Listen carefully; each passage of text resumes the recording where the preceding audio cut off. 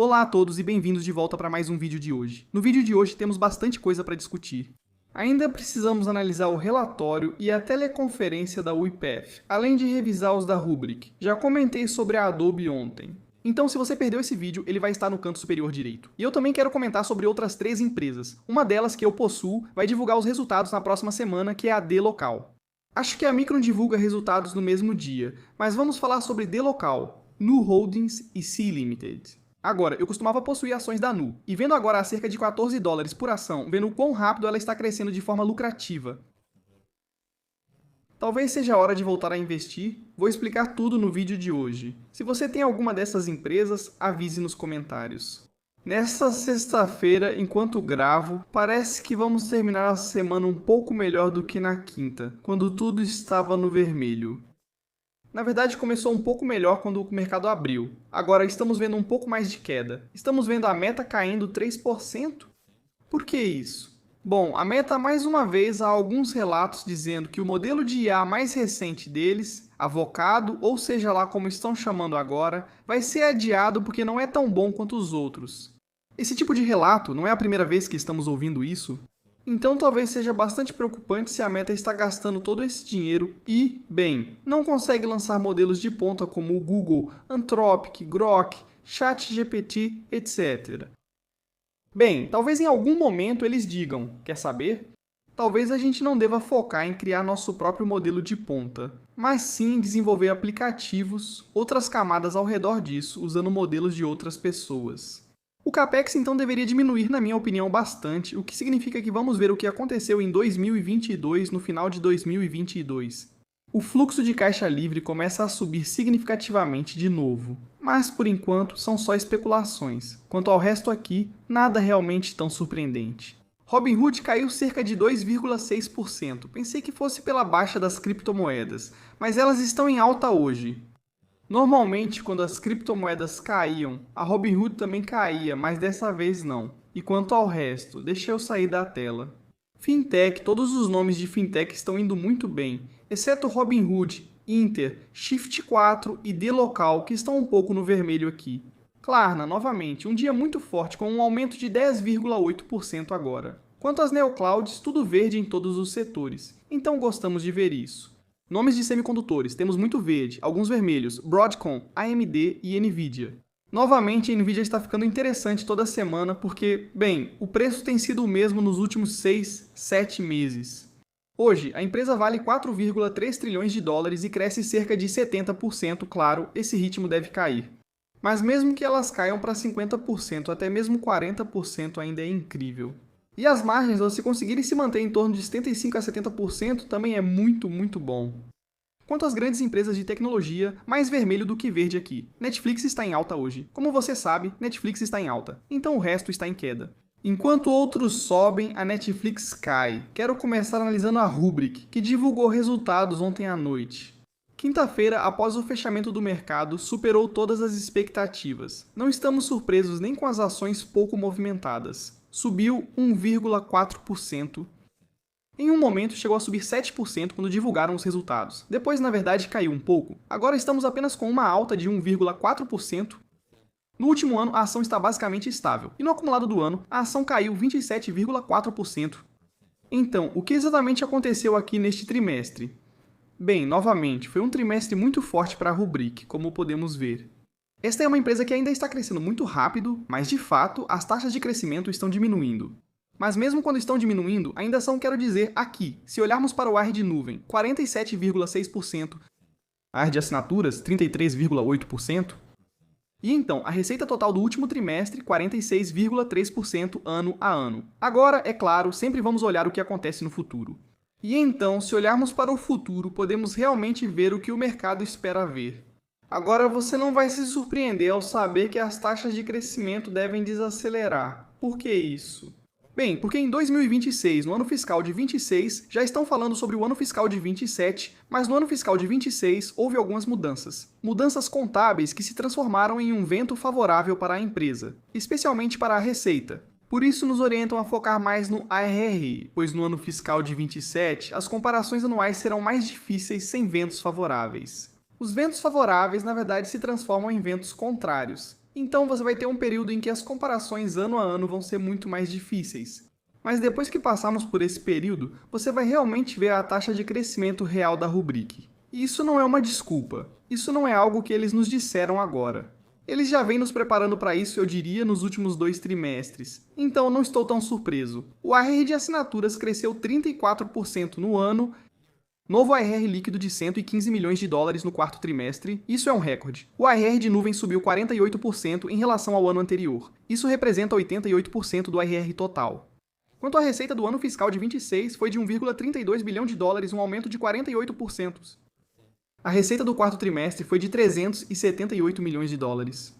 Isso representa um aumento de 46% em relação ao ano anterior, ou 43% sem o impacto positivo da contabilidade. O fluxo de caixa livre foi de 238 milhões de dólares americanos no ano fiscal de 26, ante 22 milhões de dólares americanos no ano anterior. Além disso, a remuneração baseada em ações, já que esta é uma empresa que abriu capital faz o quê? Quase 2 anos. A remuneração baseada em ações como percentual da receita era bastante alta. Isso vem diminuindo. A expectativa é que continue diminuindo. Então é muito bom ver isso. A transição para a nuvem, denominada Ano dos Direitos Materiais, acrescentou cerca de 68 milhões de dólares à receita do ano fiscal de 26, sendo 18 milhões apenas no quarto trimestre. Esse é todo o vento a favor. Para o ano fiscal de 27, eles esperam apenas 10 milhões de dólares em direitos materiais para o ano inteiro, sendo 4 milhões disso no primeiro trimestre. Como você sabe, o vento a favor praticamente sumiu. Por isso, as taxas de crescimento não são tão impressionantes quanto no ano fiscal de 26. Então, o ano fiscal de 27 agora basicamente se torna o Rubrik normalizada. O que estamos esperando? A ARR de assinaturas crescendo em torno de 25 a 26% ano a ano. Uma desaceleração em relação aos 34% que acabamos de ver. Receita, crescimento de 27 a 28% aqui, uma vez que você exclui os direitos materiais. Quanto ao fluxo de caixa livre, entre 265 e 275 milhões de dólares, isso é um aumento em relação aos 238 milhões de dólares. Agora, a diretoria nos disse mais uma vez que o ARR, e não a receita, é o verdadeiro indicador de receita, e já considera pouca ou nenhuma contribuição da nuvem de agentes, além de certa cautela macroeconômica. Eles nem estão pensando em, nossos novos produtos de IA que acabamos de lançar, ainda não estamos incluindo isso em nossas projeções. Eles estão sendo muito conservadores. Isso também nos mostrou que, desde que abrimos o capital, é claro, cada vez mais analistas estão acompanhando a empresa, e assim por diante. Mas temos superado as expectativas com bastante facilidade. Daqui em diante, conforme amadurecemos como empresa de capital aberto, não espere resultados muito acima do esperado em todos os trimestres. Agora, isso não significa que eles não vão superar, mas não vamos ver surpresas de mais de 10% toda vez. Vai ser um pouco mais próximo disso. Acredito que ainda são bem conservadores, principalmente nas projeções, mesmo com novos produtos. Veem muitas oportunidades adiante. Eu ainda espero que eles superem em todos os trimestres daqui para frente. Agora, e quanto à própria ação? E enquanto estou gravando novamente, a ação está praticamente estável no dia. E quanto à própria ação? Acredito que o mercado, com o tempo, reconhecerá que esta é uma empresa incrível, com uma história de crescimento notável. E sim, eventualmente a ação vai voltar a subir, porque toda vez que vimos grandes quedas aqui, quando eles não divulgam os resultados, é porque, um concorrente divulgou os resultados. Como disseram, estão ganhando participação de mercado e vencem cerca de 90% dos negócios em que atuam. Eles não vencem porque não estão nesses negócios. Esta é novamente uma empresa. Sim, talvez seja cedo demais para tirar uma conclusão aqui, mas essa é uma empresa que está crescendo rápido e as margens também estão melhorando. Agora, como você sabe, com muitas empresas de cibersegurança, quando você olha para o PL não faz sentido nenhum. Mas aí, quando você olha para o preço sobre vendas ou preço sobre fluxo de caixa livre, começa a fazer um pouco mais de sentido. São essas as métricas que devemos analisar agora. No futuro, à medida que esse negócio amadurecer, sim, eu acho que o PL talvez seja uma métrica melhor. Para mim, eu já tenho uma posição interessante nisso. A ação realmente não se mexeu nas últimas semanas. Estou satisfeito com o desempenho. Se continuarmos nesses níveis por um período mais longo, provavelmente vou acumular mais ações. Indo para a próxima, que é a UiPath. Um breve resumo aqui. Então, a UiPath, quando divulgou seus resultados no dia seguinte, ou seja, na quinta-feira, as ações caíram 8%. Em determinado momento, chegaram a cair 11%. E hoje, em determinado momento, na verdade, voltou a ficar acima de 12%. Agora temos alta de só 1,3%. Fizemos uma análise pré-resultados da UiPath e dissemos que se víssemos sinais claros de aceleração, uma aceleração real, a ação iria disparar. Se ela ficar estável ou cair, a ação vai despencar. Neste caso, estamos vendo algumas melhorias, mas não é a aceleração real que você gostaria de ver. Então, basicamente, é o que tivemos no último trimestre. Aqui temos uma receita aumentando 13,5%, o que, ok, nos últimos 3 trimestres está acima de 10%. Isso é bom, mas novamente, a comparação ano a ano é bem fácil. Sim, vemos o fluxo de caixa livre aumentar bastante. Também vemos a margem de lucro bruto continuar subindo. Isso é muito bom de ver. E especialmente aqui, a margem operacional também teve um bom aumento. Então sim, em termos de lucratividade, essa empresa está indo na direção certa. Você pode ver isso em cada métrica aqui. Você está indo na direção certa com isso. Mas a única métrica onde realmente não estamos vendo muita melhora é novamente o crescimento da receita, que não está acontecendo, especialmente nos dias de hoje, onde sim, IA agêntica e tudo isso estão em alta. Todo esse hype. Bem, quando você está crescendo apenas 13,5% e, de novo, não é como se você estivesse crescendo a partir de uma base super grande. Não, nem de longe. Então sim, é um pouco decepcionante. O mercado está esperando e procurando por uma aceleração real no crescimento. Talvez um trimestre em que eles fecharam muitos negócios e subiram 20% em relação ao ano anterior. É aí que você realmente verá as ações subirem muito, muito mais. Agora sim, eles estão fazendo o que deveriam fazer, mas nada além disso, o que nesse mercado não é suficiente. Eles nos disseram o seguinte durante a teleconferência de resultados. Então, eles colocaram um ARR relacionado a IA em cerca de 200 milhões de dólares, e 90% dos clientes com mais de 1 milhão de dólares em ARR usam produtos de IA. A filosofia de orientação, por enquanto, é que o macro é descrito como variável, com pontos de força e pressão. A inspeção do pipeline de estresse, junto com o sinal de campo e modelos estatísticos, incorpora explicitamente a prudência nas orientações de ARR e receita. Quero dizer, quando você lê tudo isso e depois vê os resultados bem aqui, sim, ainda não estamos vendo o que deveríamos ver dessa empresa. Talvez o ponto de inflexão aconteça em alguns trimestres. Mas agora, falando realisticamente, não estamos realmente vendo como toda essa história de IA, agentes de IA e tudo isso, faz parte da história de crescimento da YPF. Porque se formos honestos aqui, não existe realmente uma história de crescimento. Existe sim, o fato de a empresa se tornar mais lucrativa. Também estamos vendo um aumento de recompra de ações ou algo assim, mas você não está realmente vendo a verdadeira história de crescimento que esperaria desse tipo de empresa nesse mercado. Como venho dizendo há muitos trimestres, vejo isso como um alvo de aquisição. Passando para as outras 3 empresas, vamos começar aqui com a Sea Limited. Se gosta desse conteúdo, curta, inscreva-se e ative as notificações. Para apoiar mais, veja o link na descrição. Confira nos comentários as 10 melhores ações para comprar agora. Ou acesse full.com/couchinvestor. Muito obrigado. Então, Sea Limited caiu 31% nos últimos 12 meses e já caiu 34,5% só neste ano. Empresa avaliada em 50 bilhões de dólares. Se você analisar o PL atual e futuro, verá que não é o nome mais caro do mercado, especialmente considerando o rápido crescimento da receita e do lucro da empresa. O PL não é tão alto. Em termos de margem, também está melhorando. Na verdade, vamos dar uma olhada nas margens da Sea Limited. Também vamos ver o que aconteceu no trimestre para essa empresa. Sim, mercados emergentes como o Sudeste Asiático, além de atuarem no Brasil, você pode dizer que talvez não seja a sua praia, o que, tudo bem, não tem problema. Mas quando você olhar os números, vai ver que, bem, as coisas estão indo na direção certa. Esta é novamente uma empresa que vem crescendo. Bem, costumava crescer muito rápido, mas era um crescimento a qualquer custo. Agora é um crescimento de uma forma, eu diria, razoavelmente lucrativa. Ao observar as margens, vemos uma margem operacional de 8,2%. Claro, uma melhora sólida nos últimos anos, a margem de fluxo de caixa livre também melhorou bastante, só recebemos esse número no final de cada ano fiscal. A margem de lucro bruto caiu um pouco, mas não é tão dramático quanto parece, ainda estamos em 43,7%.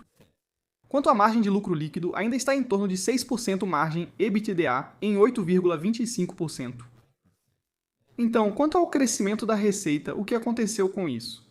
Bem, também podemos dar uma olhada nisso. Podemos ver o seguinte. A receita cresceu cerca de 38% por 3 trimestres seguidos e o fluxo de caixa livre também aumentou.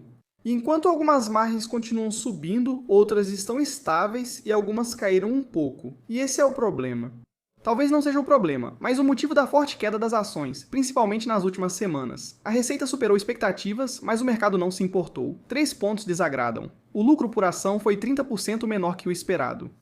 Os custos ficaram mais altos do que o projetado por Wall Street. A previsão para 2026 foi decepcionante. O EBITDA da Shopee foi projetado para não ser inferior ao de 2025. O mercado esperava uma expansão da margem, não margens estáveis. A narrativa mudou. Os analistas chamam isso de redefinição de margem. Um analista do TD Cowen rebaixou para manter. Agora, onde já vimos isso acontecer antes?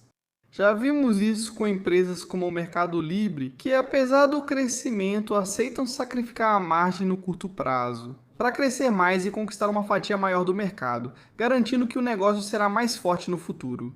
Aqui com a C-Limited veremos exatamente a mesma coisa. Porque se você olhar para os diferentes segmentos desse negócio, por exemplo, Shopee, 127 bilhões de dólares em GMV no ano, um aumento de 27%. Sim, isso é maior do que o GMV global do eBay. 400 milhões de compradores ativos em todo o Sudeste Asiático e Brasil. A receita de anúncios cresceu mais de 70% ano após ano. A taxa de comissão aumentou. O Shopee VIP atingiu 7 milhões de assinantes. Dobrou em um trimestre. O Brasil é o mercado que mais cresce e já é lucrativo. Quero dizer, olhe isso, a trajetória do GMV da Shopee nos últimos anos. Ok, acho que vale a pena investir nesse negócio.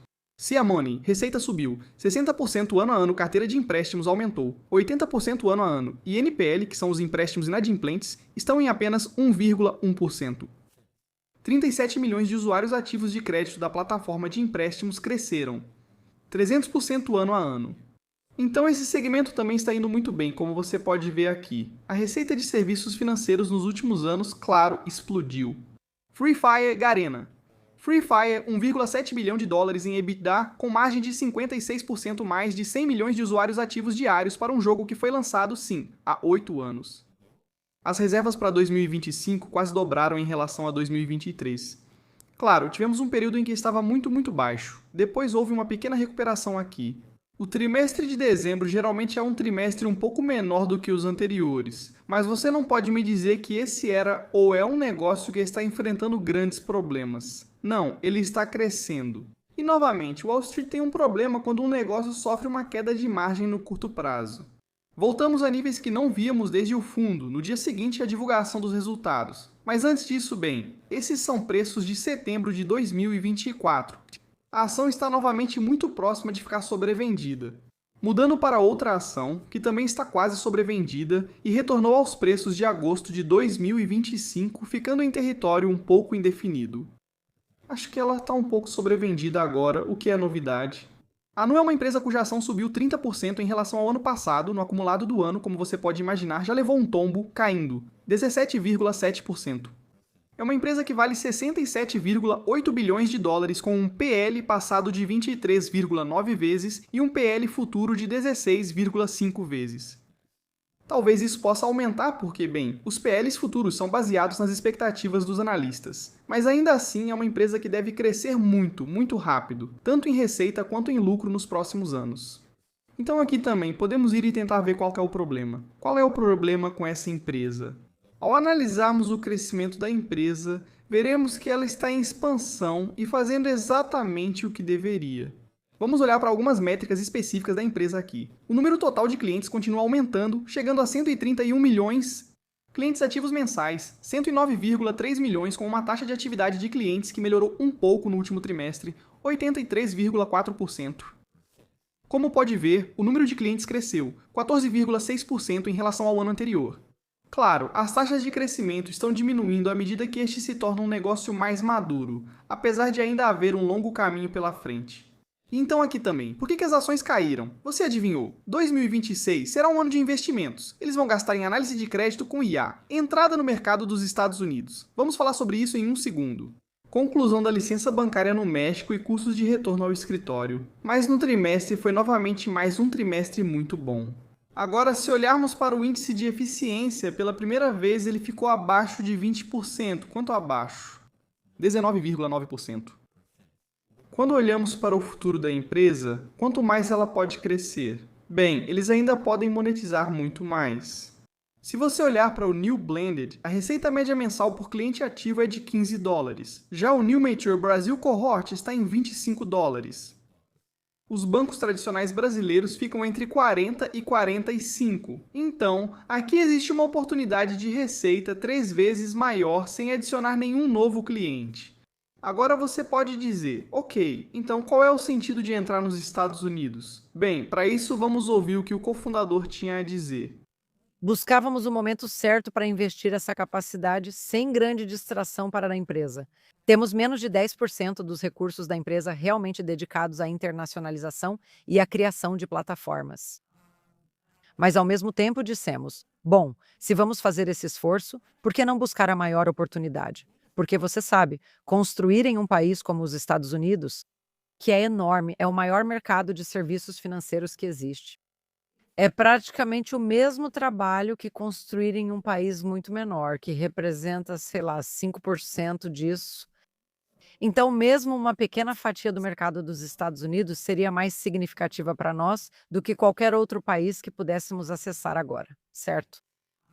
E mesmo uma pequena fatia disso poderia tornar esse negócio tão relevante para nós quanto o Brasil é. Porque a realidade é que tem um dado que sempre nos impressiona muito, que é nos próximos 5 anos. O mercado de serviços financeiros dos Estados Unidos crescerá o equivalente ao tamanho de um Brasil, certo?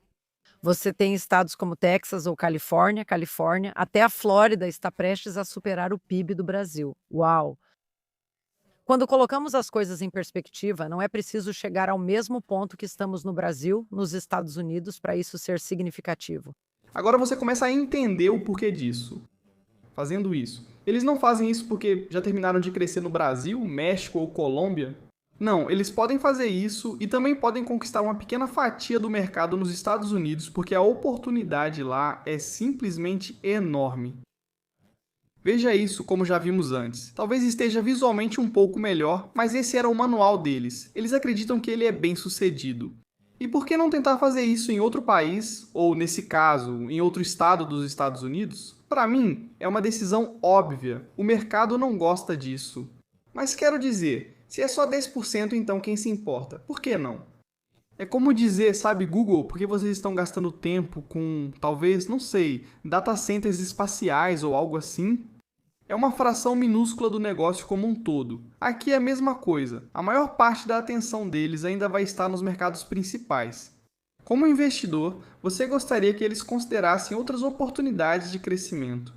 E como eu disse no começo, se eu fosse adicionar no ao portfólio, provavelmente seria porque eu estaria vendendo então Pagaia e Duolingo.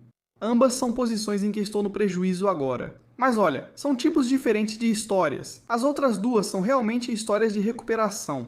Eu diria que, embora Pagaia não há motivo para eu vender Pagaia, a não ser talvez para comprar um nome como Nu. Então vamos ver. Vamos ver o que acontece. Se eu fizer alguma movimentação, eu te aviso, acho que no domingo. E se eu não fizer, aí você vai ver no domingo que eu não fiz nada.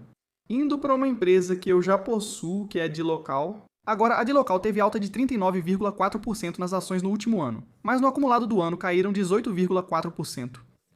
É uma empresa avaliada em 3,4 bilhões de dólares com um PL passado de 20,6 vezes e um PL futuro de 15,1 vezes.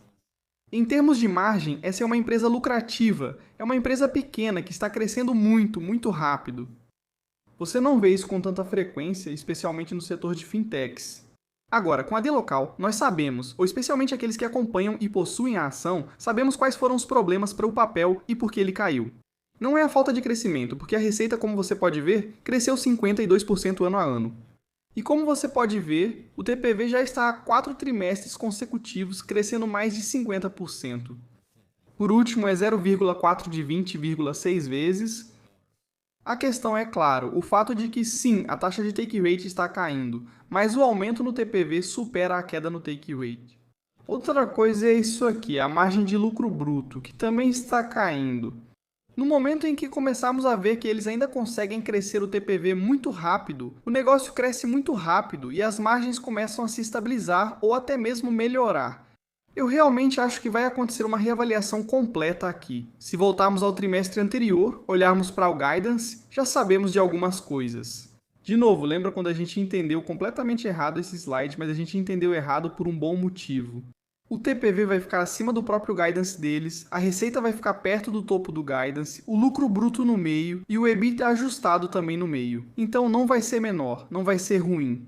Na verdade, vai ser bem mais positivo. Claro, como eles lidam com mercados emergentes de vez em quando, sim, eles vão sofrer um impacto, dependendo de qual país está sendo afetado ou dependendo de qual cliente em um país específico. Como vimos, eu acho, com o Egito no último trimestre, vai sair, ou se houver algum problema por lá. Esse é o risco quando você está investindo em uma empresa assim agora, especialmente porque ela ainda é tão pequena por enquanto. À medida que essa empresa cresce e cresce e cresce, ela se torna mais madura no negócio.